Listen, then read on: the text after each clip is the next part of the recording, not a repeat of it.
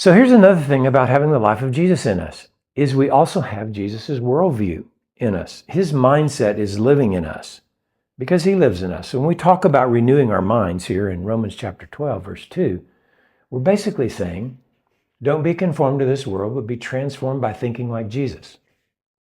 Because that's what's good. That's what the will of God is. Jesus is the will of God. Jesus is to be first place in all things, Colossians chapter 1.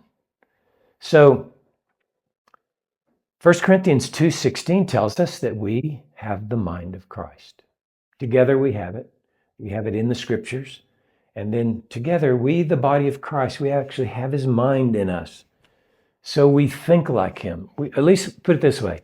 If he is our life and we have him in us, then he still thinks like he always thought. You know, he hasn't changed.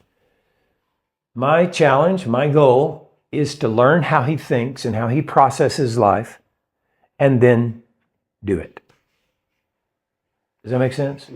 Let's think about the disciples. What did they do? They watched the Father give circumstances and people to Jesus, and then they watched Jesus respond to those people in those circumstances. And what do you think's going on in their minds? They're going, what is he thinking? You know, as he does something, how did he come to that?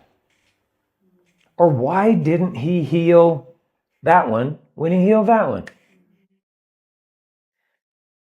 Why did he say that? I mean, wouldn't we do that if we were following him around like that? So they were just watching Jesus respond. Now, are you ready for this? Nothing's changed. The Father is still giving circumstances to Jesus, and his disciples are still watching him respond.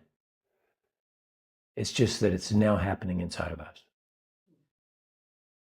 So we're being discipled every day through every circumstance and every relationship. It's just, are we watching and are we listening?